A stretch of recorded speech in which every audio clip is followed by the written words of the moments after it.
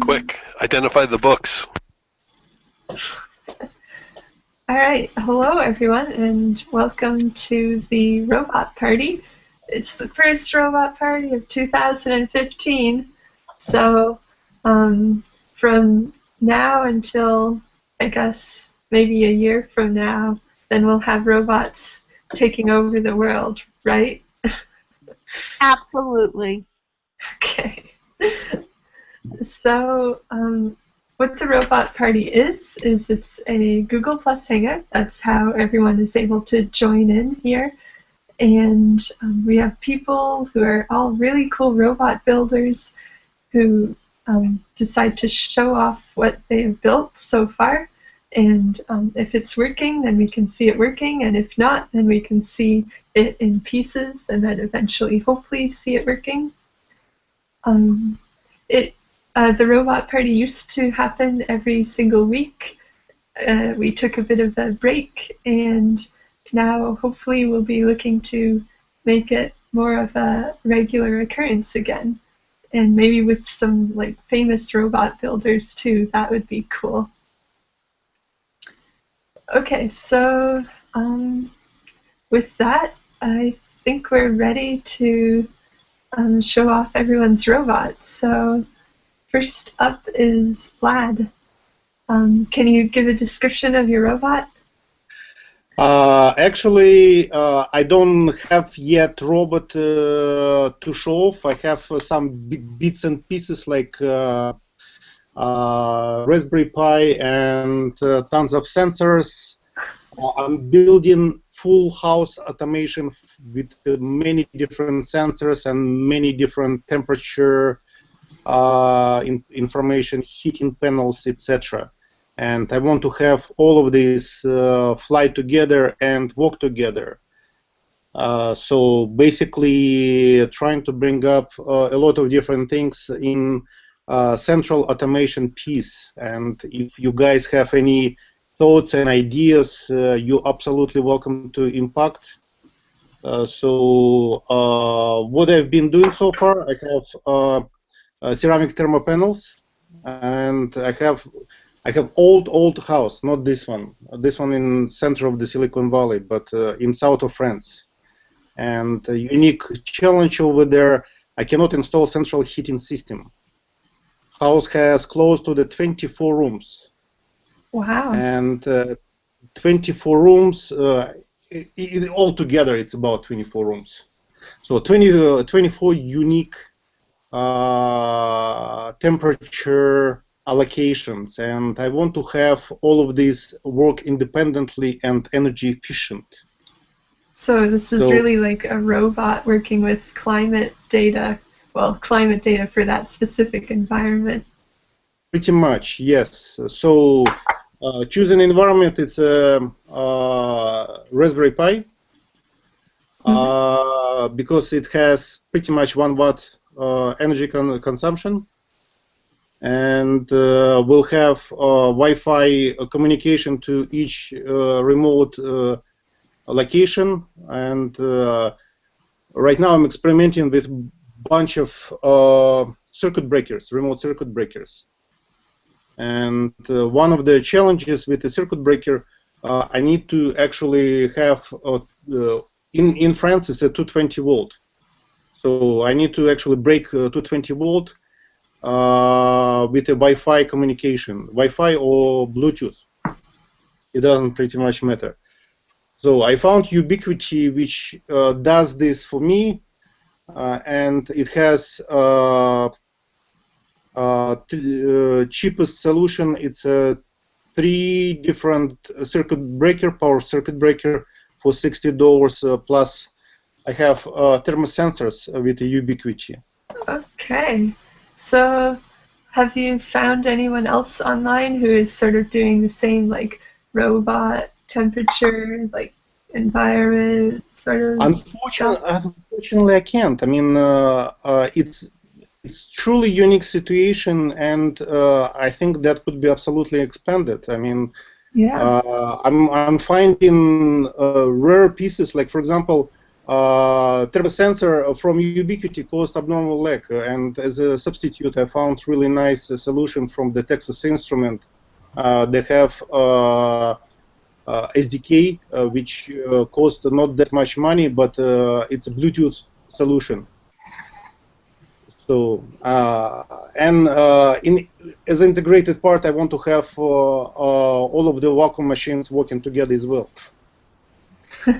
Okay, so how can everyone follow your progress or anything like that? I will start. I haven't created a formal design yet, but I will start posting this information because work in progress. I'm posting my Google Plus information occasionally that I found this thermosensor or this thermosensor, but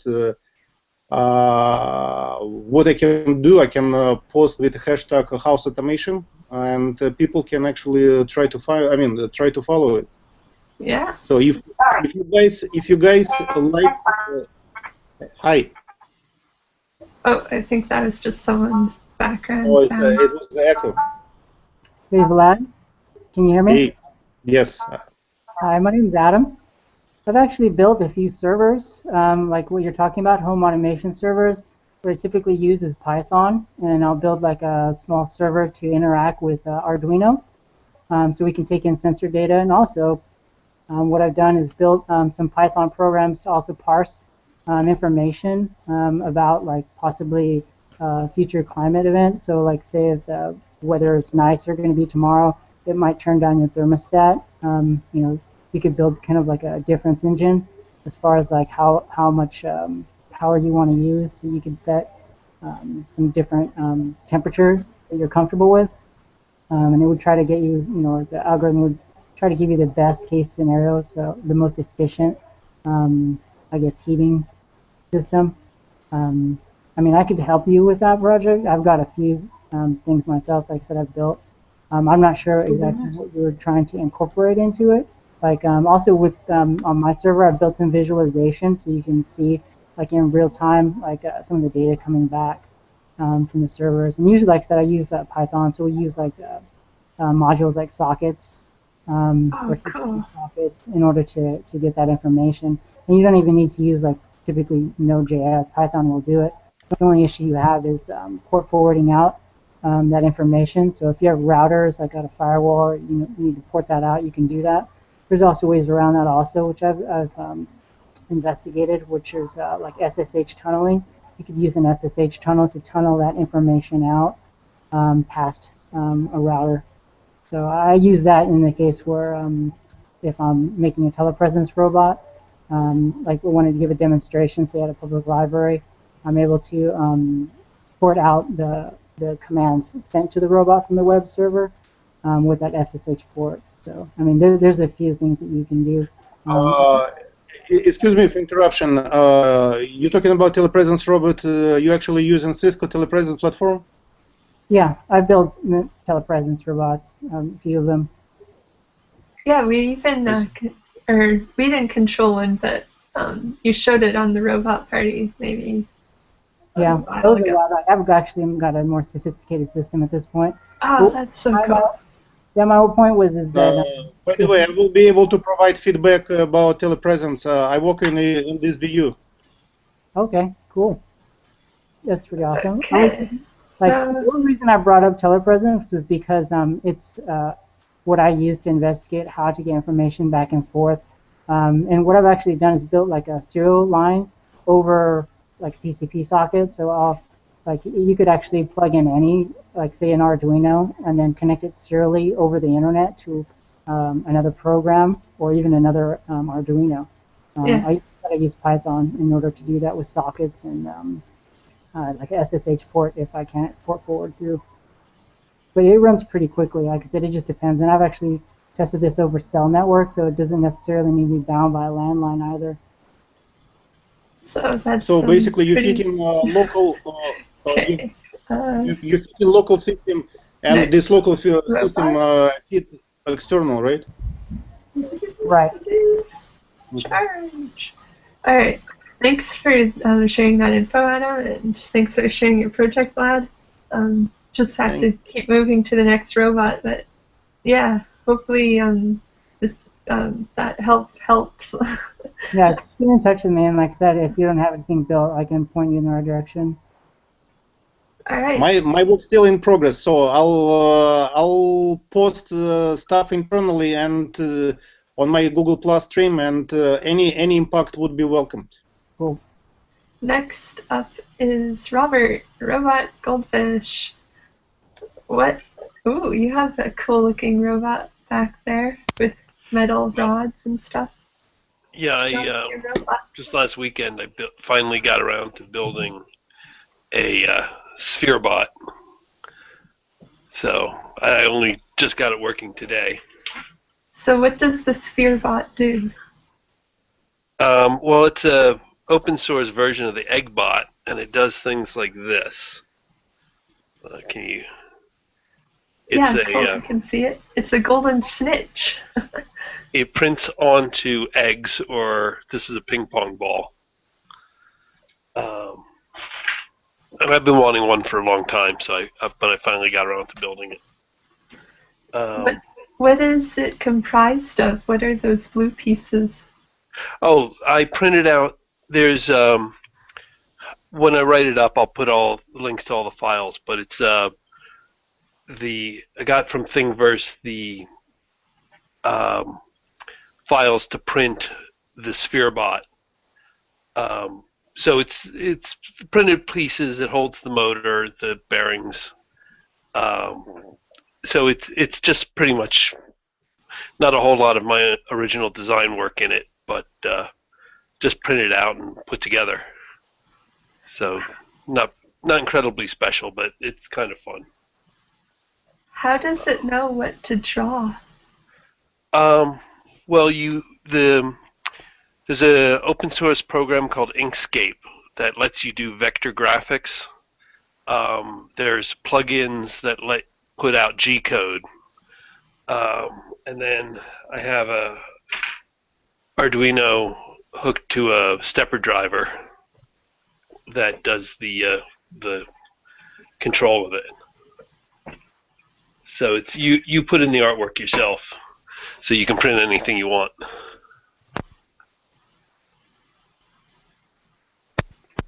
Neat.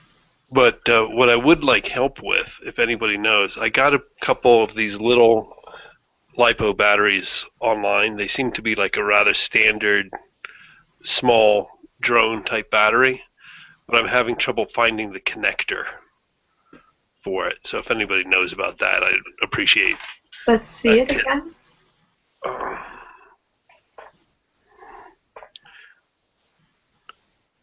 If it's actually, I got a micro drone when I was at Maker Faire, and they seem to be the same kind of batteries for that. The thing is, the connector is only about 2 millimeters thick. Right. And all of the connectors I've been finding are 4 millimeters, so I've got a whole bunch of connectors that are just a little too big. Robert, I have this Estes micro drone that looks like it has the same connector deep inside. So that might be something to try and find a source for them. If you source an Estes. Oh no. Yeah, I was looking at the drone parts pages. Sorry?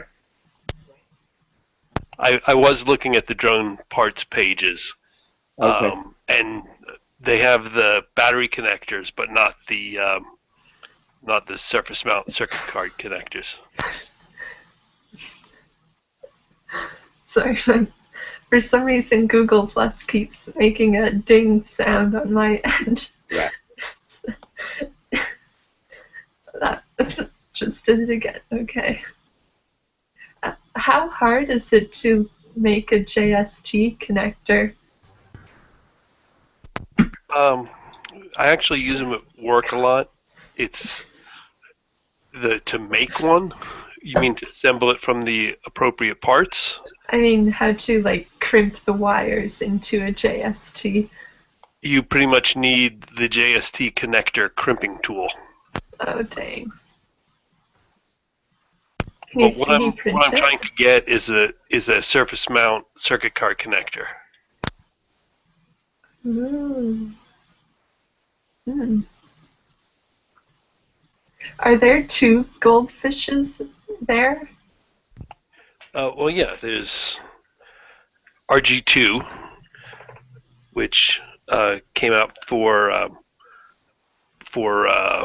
this last Maker Faire, and of course RG1, Robot Goldfish. But apparently they have different names. I was looking at a bag of goldfish, and apparently the different fish have different names.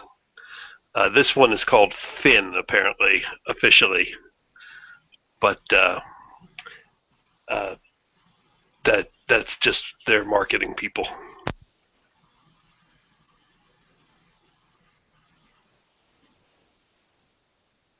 All right, anyone have any questions for Robert's robots?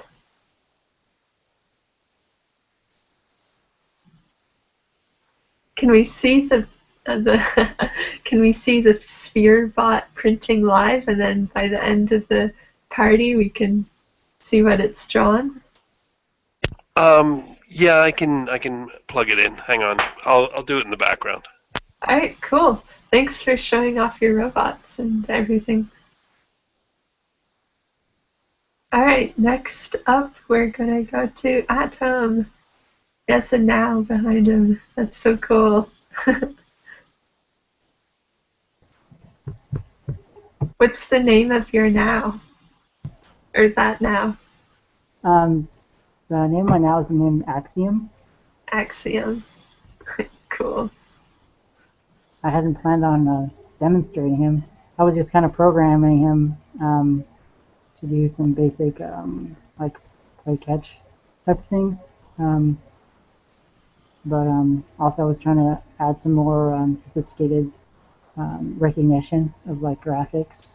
So it's like object detection in a sense, so that I put up different objects around the room and it's kind of used like a navigational tool. Would it be using any specific fiducials for that?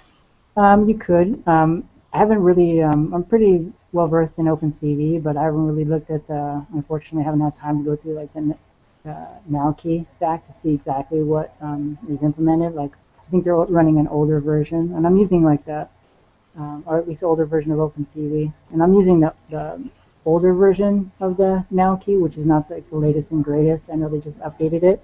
I haven't updated mine yet, just because I have ROS and everything installed on mine. So I didn't want to have to go through and like clean everything up. And I never really researched it that well to see how much or how involved it is. But really, I think what I was trying to do is like put some pictures up on the wall and like maybe have like a goal, like two sides, like one. I could probably use like a compass too, but I was trying to use all vision to have like like a two-sided goal. So one be on one side, the other be on the other. And I throw a certain color ball, and he has to put it in one side versus the other. So just kind of just playing around with see what I can do with the now, and just getting started really. I've built some other programs, but haven't really played around with that object detection. So you mentioned ROS. Is that how you'll be programming the now? Well, right now I have been using ROS, but it's kind of like you're just calling like certain functions within the now, so to move around or walk or do things. But I was trying to build it all in like their little program, which is like Choreograph. Just because I haven't really played with Choreograph that much, and I wanted to use it or at least get comfortable with it, just to see how robust it was. It's a pretty neat little program. But I think it's probably better to build stuff from source, with any level of, I guess, complication. But I mean, I've got one little program I could probably show you, but I'll have to run it on my web camera, so maybe I'll point it out. I can try to run it and see. How many degrees of freedom does now have? Like, what can it move? I mean, it's got a lot of degrees of freedom. I mean, the head, obviously, it's pan and tilt. There is a certain limitation, obviously, in the neck, but it's pretty good. It's got, arms, but also what's cool is it's got like a wrist joint, so this can turn, which is pretty nice. And it's a really well-built robot. This isn't a brand new one. I've had this for about a little over a year, but it's like it's one with the dual core, I think, versus the old Geo heads. So this one has a little bit more processing power, which is nice. And then you've got like a bunch of sensors, like you got sonar in the chest. You got some buttons here. There's some capacitive sensors on top for programming. Yeah. On the wrist as well, or on the arm. Your hand right here. He's got some touch sensors on the feet, so if he bumps into things. But he moves around pretty well. He can be a little slow compared to like my Darwin. It's a little bit slower than Darwin, but I think they did a really good job on the inverse kinetics on this robot. So just commanding it around, it does pretty well. I will admit Darwin is much faster, but this one's really smooth, so it's a little bit more lifelike.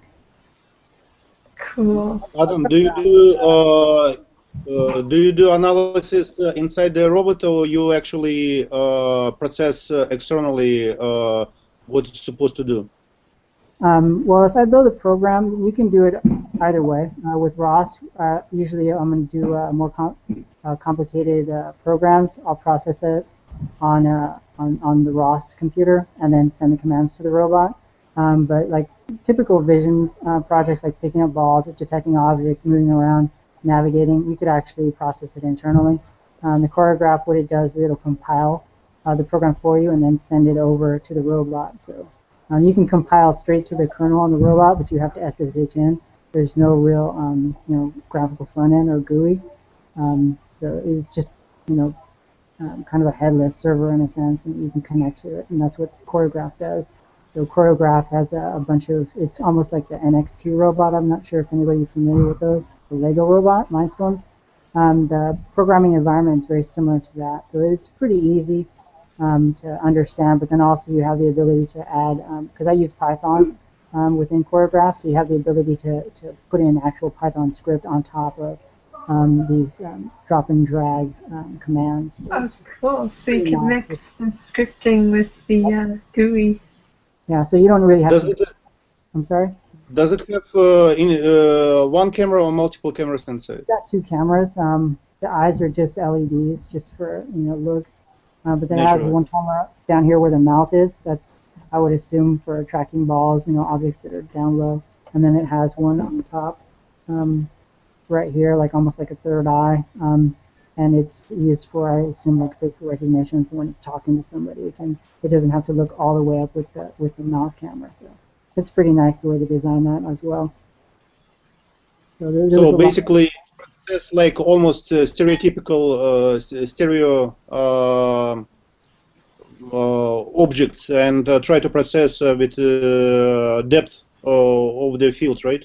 You can probably use both cameras to do depth perception, but typically in like Choreograph, they only allow for using monocular vision at this time. I'm sure that would change. And you could actually, like with ROS, I could process more than one camera, and then also instead, if I wanted to put like say like a prime sense camera on there, I could do that, and I've done that. And you can do like navigational mapping. So there's obviously other things you can do with it. It's pretty open. Do you have ability to install one more camera inside? I'm sorry? Do you have ability to install one more camera inside? Yeah, I could put another camera. There's actually a USB port in the back of the head. So if I wanted to attach another, I could even attach the PrimeSense camera to here. So there's a couple of ports. There's a LAN jack when you want to connect to a direct LAN communication, and then also there's, like I said, there's a USB. And I'm not sure if the old Geo heads have a USB. I'm not sure. I don't have one of those, but I'm not sure they did. I could be wrong though. So you can do something like infrared micro camera attachment. Yeah, I mean, if I was going to do something like infrared, I'd probably just build like an Arduino to process it, or even Raspberry Pi. I take the processing off the robot and just, send commands to the robot on actions to take. That'd probably be the best solution instead of trying to take up some of the processing power of the robot. But that's just my approach. I mean, you could do it either way. If you have infrared, you need to calculate. If in order to calculate the distance, you need to have both images calculated at the same location. Mm-hmm. So there are some unique challenges to it. It's a similar algorithm what Kinect does, by the way. Right, it'll throw an IR pattern, and you take two different angles and then calculate the difference, the disparity. Yeah, like It's basically calculating depth based on a difference from both cameras' arrival of the information. And actually, ROS has a navigation stack based on stereo vision instead of using like the fine sense or the laser scanner. So, all right, last question after this. I'll run the robot real quick so I don't take up too much time about it. Let's see. Now, what I'm going to do is I'm going to screen share because I've got Choreograph up and you can actually see me process it. How's that? Sure. While you're getting set up, do you want us to go to a different person? If you want. Okay, cool. Yeah, we'll come back to Adam when Axiom is running. Next. Oh. Can I jump in real fast? Yeah, sure. One idea I had is infrared light focuses at a different point than visible light. So I was wondering if you could do a range detection by comparing the focus point for infrared light to the focus point for visible light.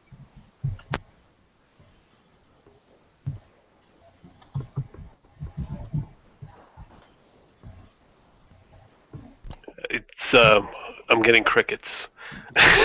So basically, if you look on an old film camera, the focus line, there's a little red line next to it, and if you're using infrared film, you would shift the focus by that much.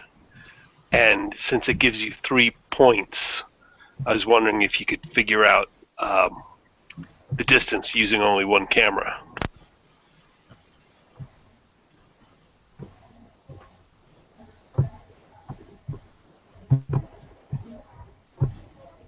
Okay, on to the next person.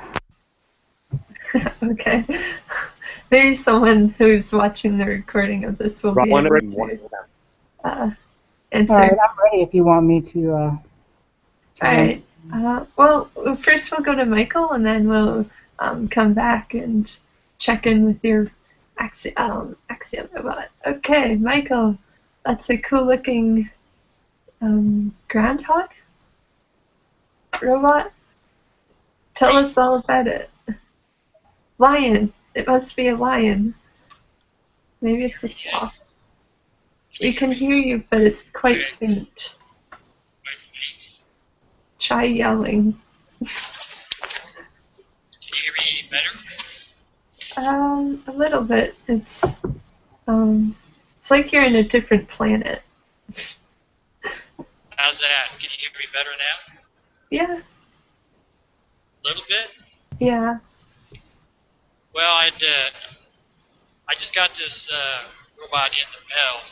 It's Robotis, one of the new kids toys play testing and beta testing. Lift it up a bit so we can see it. Oh, it's a dog. It's a bird. It's a bulldozer thing. They have 3 robots you can make with it. It's a pretty cool kit. It's designed for kids 6 and up. They're full of bracket system, but it's a lot bigger. Brackets, the ribbons are a lot bigger and easier to use. It doesn't really have a lot of intelligence,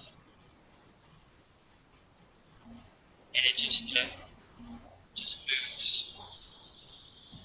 But the cool thing about it is it's really easy to put together, especially for young kids that have maybe 5, 6-year-old kids that maybe have trouble with the smaller low ribbon system. And it should be out. I can't tell you pricing or anything on it, but it should be out sometime next month. But it's a great kit to start out for if you have a kid between about 6 and 7. See there.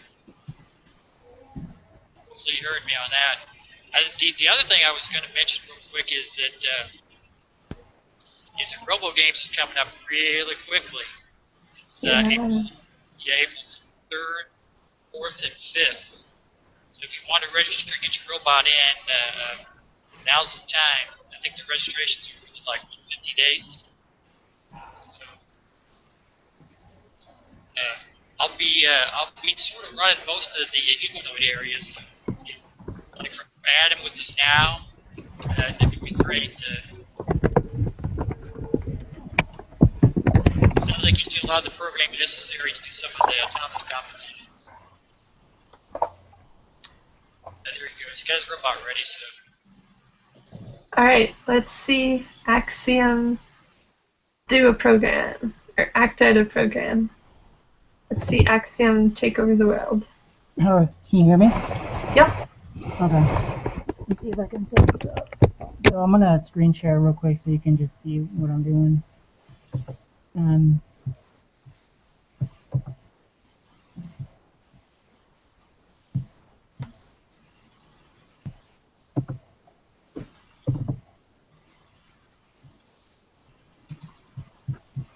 Alright, so here's choreograph. Can you see that? Yep. So right here on the side, it's all like the little drag and drop objects that you have. And actually, this program was something that I picked up from another guy that hosted it on the resource. Because at Aldebaran website, when you sign up, there's a bunch of people that have other projects. So I grabbed his project and kind of forked it. I haven't put it up there yet, just because they've kind of stopped development on this version. But I was just kind of saying what his program was doing. I changed it a little bit, so I'll try to start it real quick. I will just press play up here, and I'm going to stop screen sharing at this point. Right now it's uploading the files to the robot. Right.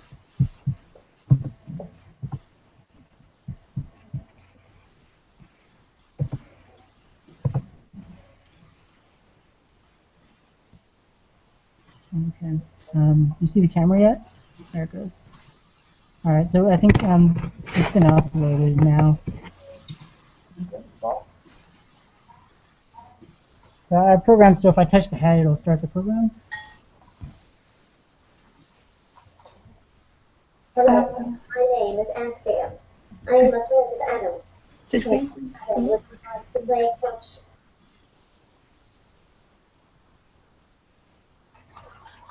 Yay, it's moving. So right now, he's kind of... Okay, let me get into position. The carpet's kind of spongy here, so I'm going to have to help him with just a bit. He's a little off.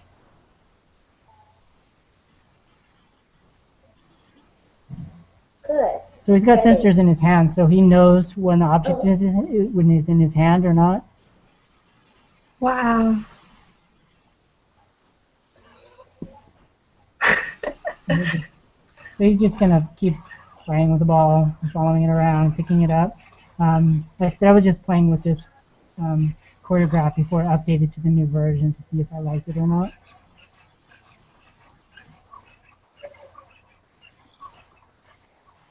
I'll throw it out there. Let's see if we'll follow it.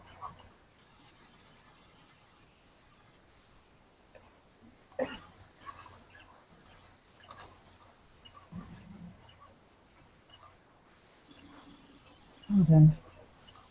Adam, how much batteries do you have over there? For how long time it's in?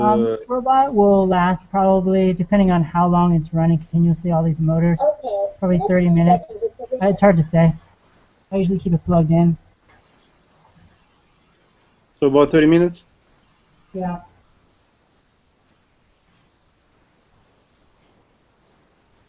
I'm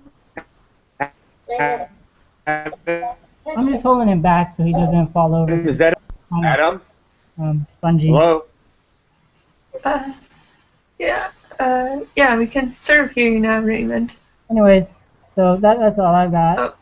Oh, okay. At least for the moment. Like I said, I wasn't really prepared to give a presentation, but Okay, that was so cool. You made it on the fly. Okay, I think I'm going to grab the ball.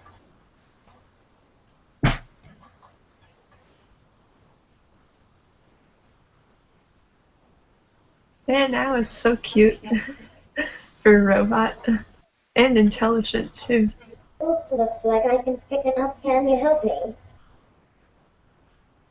Does it have the ability to speak multiple languages? it does. Wow. And actually, the recognition is getting better because they've updated it. So it's just getting smarter and smarter. If anybody's interested in Aldebaran robotics, you can actually, they're going to be releasing a new platform, which is a wheeled platform, but it has the same arms as like a now. It's a little larger, and I think they want to sell it retail around $2,500, give or take, and that should probably be coming out this year. And that's called a Pepper robot. If anybody was interested in Aldebaran, I'm probably going to get one just because you can actually have more runtime with the robot, so we can traverse further than like a humanoid. Mm-hmm. Cool. The Pepper is way cheaper than the now. I'm not really a representative for Aldebaran, but I just like some of the robots. They're pretty nice.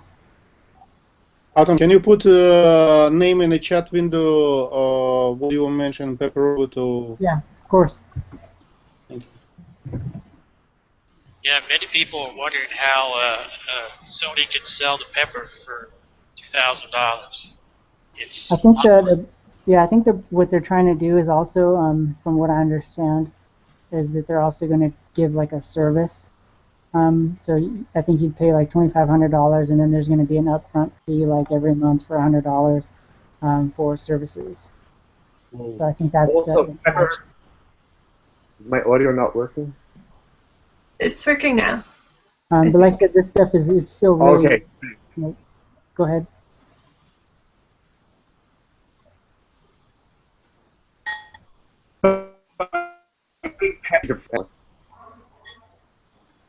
But yeah, the Pepper is a very interesting robot. It's probably one of the first robots that people will be able to use in their house to do menial tasks and stuff like that. So a lot of people like it. I think it's February or March is in the U.S. It's going to go on sale.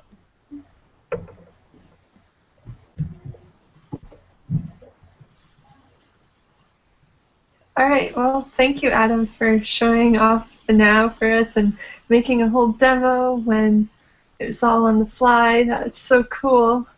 Oh my gosh, Robert has a cool hat too. Okay. Well, thank you again so much. It's really cool to get people interested in robotics with the cool looking humanoid robot, of course. And the program is so cool to fetch with a robot. Alright, so we're kind of messing up on the time here, so we'll have to go fast, or try to at least. Robots sometimes aren't that fast. So, John, can you show us what robot you have right now? Hello, can you hear me? Yep. Okay. This is my my MeArm that I. Wait, before you tell us more about it, can you give the story about MeArm and what exactly it is? I don't know the story very much, but I can talk about it a little bit. It's a Kickstarter project right now. I don't know if it's still going, but I saw the guy post it on the Robot Rockstars community, and he has it's completely open source, so he's posted all his files on Thingiverse, and it's a small 4-axis robot arm that is typically laser cut from acrylic. I downloaded the files from Thingiverse and cut them on my Shapeoko out of 1/8" Masonite, and assembled it all with number 4 hardware and 4 really cheap servos. I don't know too much more about the story, Aaron. What is there more that you want to talk about? Sure. So I guess maybe some more background on it is it seems to be quite the open source hardware robot that has taken the world by storm. So there were, it started out as a laser cut robot, and then derivatives were made for it to be 3D printed, and now obviously you have CNC milled it, and this robot has just been going crazy. It's just so cool to see viral robots in a way with all this like fabrication methods we have in the world now. Yeah, I've heard that there are several thousand of these robots out in the wild, which is pretty cool. Yeah. All right. So can you show it to us in action? I think so. All right. Yes. I don't have. It's not computerized. I'm just running it with my my radio control, and the 1-axis, the shoulder axis. These are, like I said, are really cheap servos, and there's so much mass in the robot that the shoulder axis will oscillate when it starts moving. So if I can see, like that, and if I can stop it, it stops oscillating, and if I move it really slow, it won't oscillate. But I need to get some better servos to really make it perform the way I want it to. So that'll be the next thing for the robot, would be to rebuild it with good servos, because these are like $2 servos from Amazon. But that's the shoulder joint. Try the XL320s. Check those Yeah. out. See if those will help you out. They're $20. A little bit better for you. That's the second axis of the shoulder joint, and that is the elbow joint, and that's the gripper. Gripper. And it will. Earplug. The robot does not like loud noises. Now it has an earplug. So, stop that. It has Parkinson's in that one axis. So, but I'm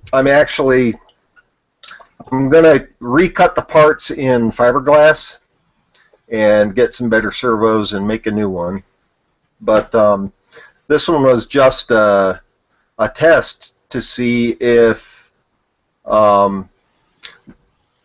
one of the significant differences between CNC milling something and laser cutting it is a CNC mill can't cut perfectly square corners, right? Because it's got a round cutter, and so all your corners come out with a radius on them.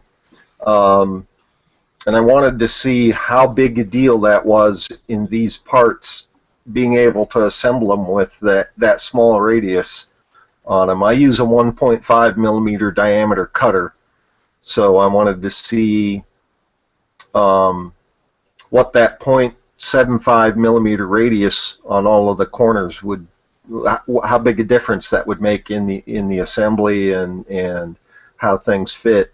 and it obviously it went together really easily. So I'm going to recut it in 1/8" fiberglass sheet and put some good servos on it, and then I'll computerize it and probably do some reverse kinematic software and the like. That way you'll be able to know where the end effector is in space. Yeah, and I'll be able to just tell it to go from this point to that point, and it'll be able to figure out the path. So. Well, we will look forward to hearing the progress on that, because I think that's a very important area in making robots, of course. Yep.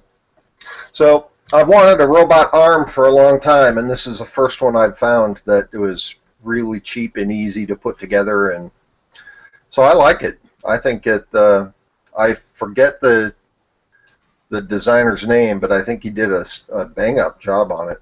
I think it's a great little robot.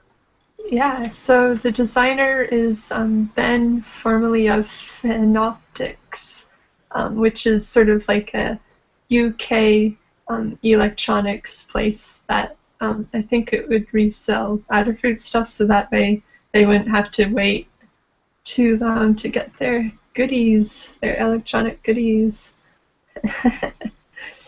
And of course now he made the MeArm, so that is so cool. Hopefully next time, maybe next month, we'll be having an international robot party, and of course we'll invite him, and maybe he'll join in, and we will have like 10 MeArms moving. That would be cool. All right, thank you for showing this off and letting us know how it was created. Okay. All right, so shout out to Edward who just joined. Hopefully we'll have time to see your robot, but first let's check in on how the Sphere bot is doing with Robert. Give us a 30-second update. Oh, it's done. Well, I did it. Actually, ran it twice. Twice. Yeah, the pen wasn't adjusted right the first time, so I got a little bare spot. But no, it works. Great. I've got to play with doing the art, and pretty soon my eggs will have snazzy statements on them to cheer up my breakfast. But I'm going to have to run, so you folks take care. Thanks for going to the robot party and showing off SphereBot. My pleasure. It's just the timing with dinner today didn't work out like I'd planned. Have a good dinner with robots. Alright, next up is Raymond. Can you show us your robots, what you've been working on? What is up? So I've got a couple of things. One is for mine now. Adam, I don't know about you, but my biggest frustration by now is that if she's not on the network, she's kind of useless. So what I've been doing is on the Robot Liberation Project. So I've got a couple of approaches. One is, this is a Raspberry Pi 8 Plus, a cell modem, and a LiPo. And I've got a port forwarder on it, and I'm working on getting it so that she can walk around with a little backpack that has this in it, so she doesn't have to be stuck with any one given Wi-Fi, that she's always on that network.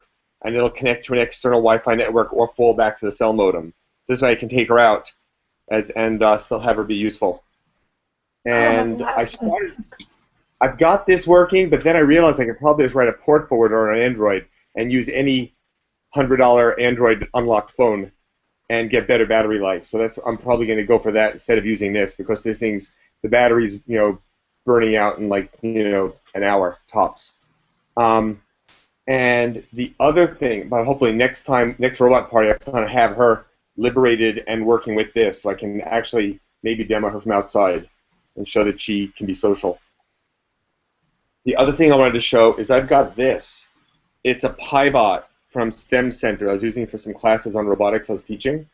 And it's a basic, Arduino driving a couple of hobby motors with a sensor or two. But what I did was I decided to add a Bluetooth module to it. And I've got a leap motion sensor, the most I'll say, promising but disappointing piece of technology I bought in a while. And the idea was to have it that I can swipe the robot around.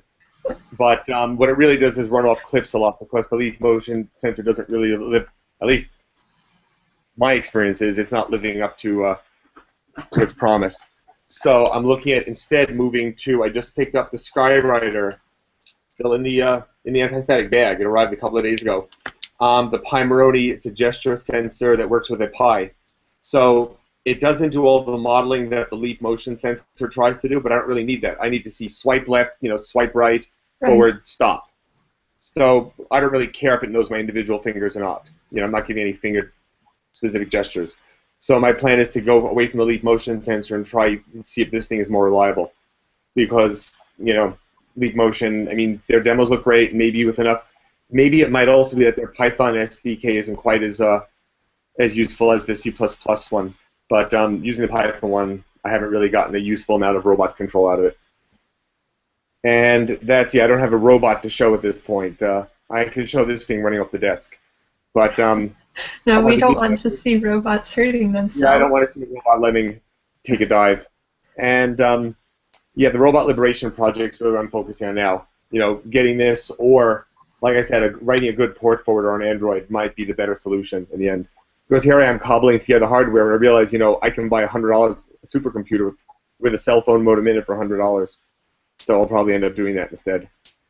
So robot liberation, is that like a whole network of people trying to liberate their robots, or is this something you're starting?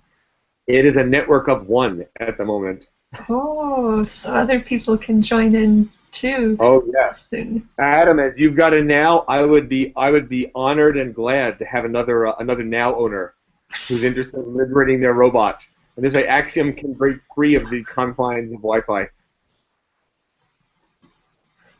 Fabulous. I will post up. If we can connect on Google Plus, and I'll be posting about it with the hashtag Robot Liberation Project. Oddly enough. Yes, a new robot club group thing online. Yes, all robots need to be connected right now. They need to be liberated. Yeah. Okay, that's so cool. Can you talk a bit more about the classes that you teach with robots and with students? How old are the students, and how long does it take? Sure. So I was teaching a class in embedded systems and robotics as a lure for embedded systems programming at an organization called Perscolis. It's a community job training program, it's a career training program for adult students in the South Bronx. And I volunteered there, and it occurred to me in New York at least. We've got Adafruit, we have Little Bits, we actually have a real job market for makers, for people working embedded systems. But and I decided robotics was the way to get people interested. So I was teaching a course. It was a six evening course, and basically it was assembling a PyBot and an intro to programming, because these people are like at the level, their job skills at the level of PC technician. They can install hard drives, format a hard drive, but they've never actually done programming. So the idea was we spent 3 weeks building a robot and then 3 weeks as an intro to programming. So they'd learn the basics of programming in Arduino. And then I was teaching the same class at work at Google to other engineers. The idea being I was going to seed the next generation of instructors for the course at Perscolis. Wow, that is pretty cool. So 6 weeks to learn how to build a robot, basically. Yeah, and what it really did in the end, and this is kind of what I expect and hoped for and expected, was the 6 weeks. I can't say that they came out knowing how to program a robot, but it got the ones who are interested. It got them hooked, and now we're on Google Plus. We're following up and extending the robot. And, I'm teaching them how to add a Bluetooth module and additional sensors and things like that. So it was about a 50% rate of a retention rate, let's call it. I think 5. Yeah, one student just dropped out. So I have 5 students who are still actively interested, and I'll take that. 5 out of 10 isn't bad, and it went well beyond the 6 weeks with those 5, and they're actually learning how to program and and how to work with different sensors and analog versus digital log signals, etc. So excellent. It's rewarding. It's paid off. Very cool. Thank you for teaching the world robots. You're welcome. Great. So now, Edward, can you show us like 1 minute of the interesting looking robots that you create? Sorry, Well, we're kind of running out of time here. yes. Well, it's one of those things of when we wound up getting some snow here in the Schenectady area, so I didn't bring it to work where I'm at now. But what I do have at work, I'm assuming a lot of people recognize this little fun little guy. The ever so fun Armitron robot that Radio Shack had for a while. I was actually very surprised to find out it only has one motor in it, where it's mostly mostly gears, which was sort of kind of a interesting thing to find out. Unfortunately, the motor is not working, but since it's one of those 1970s hobby motors, they can be easily repaired, so that's a good thing. Other than that, I mean, since I didn't bring it with me, I can't show you the wireless marionette I've been working on. So I understand that it's a teaser for next time, wireless marionette. I'm sure loads of people will want to see that because it sounds so cool. What is that? Yes, that you're what are you? It's based on it's based on the Bioloid system, and uses it also uses a Raspberry Pi and a servo controller for the controls. So it's a lot of people are saying that, wow, that's a great project. I said, yes, it's a great project if it works. If it works. I think that pretty much describes all robots, if it works. All right. So, thank you for dropping in at least. And hopefully in the future we get to see this marionette robot. Yes, and especially since I guess there was another hangout that I was on, but I don't see the other two people that were with me, so I'm assuming they didn't get here. That's unfortunate. People, next time, if you want to join, make sure you leave a comment so that I can for sure add you in. Because this time it was sort of like I just went through the people who said yes to the event, and then I added the ones who I knew were for sure robot builders. So I was originally a maybe, so that's probably what happened there. Yeah, sorry for the confusion, everyone. My bad. I'm so bad at logistics. Everyone already knows that. But I try because this is cool to meet robot builders from all over the world. Yes. So make sure next time leave a comment, because I want everyone to have a chance to join in the robot party. Well, I mean, if the time zones work out, which is always difficult. Okay, thank you, Edward, for dropping in. Now, I just want to show something. So I posted on Google Plus this image of this 3D printed object thing. And what it is it's a Robot Party robot bumper sticker. So the idea is that you can use these 4 mounting holes to attach it to your robot and then add in 5 5mm LEDs and have them do whatever you want.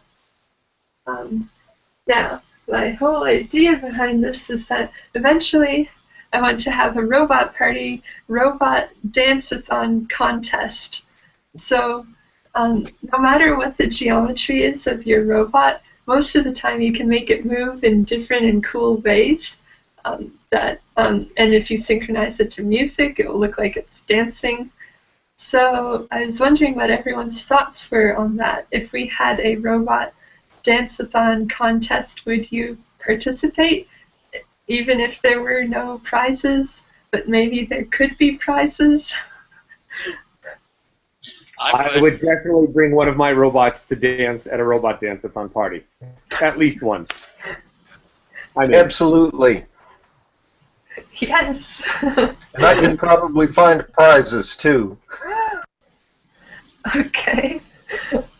We So- can define the communication SDK between them. They can talk between each God, other. yes, they could have choreographed dancing among the robots.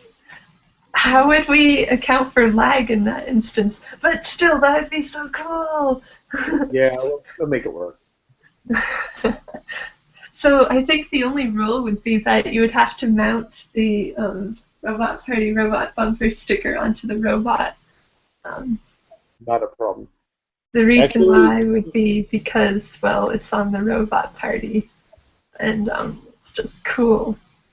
And I think if you have some site and you can run a little program, we can synchronize with this site and they can have synchronized movement.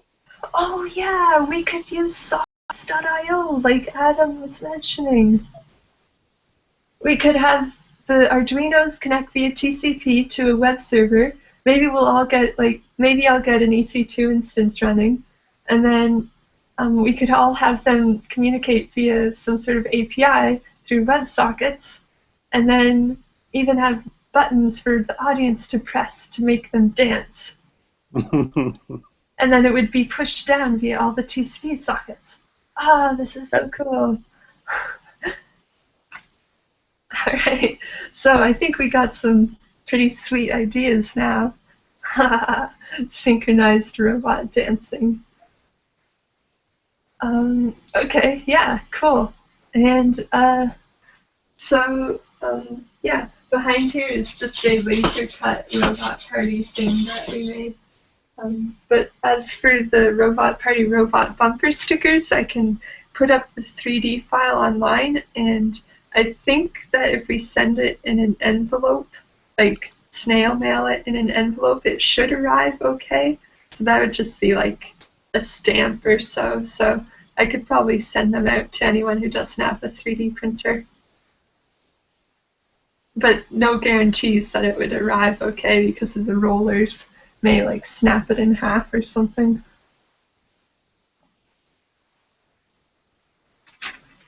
All right. Well, thank you everyone so much for joining in the Robot Party. Thanks Thank for you. everyone who. Thank you. Thank you. Yes, thank you Remember- for having us. Yeah, remember Robo Games. Sign up now. I can see everybody there. Yeah, international robo games as well. And thank you to everyone who is watching this either live or via recorded. And hopefully you will get get some inspiration from all these cool robot builders who volunteered their time to show their cool robots today and build a robot. And that would be amazing.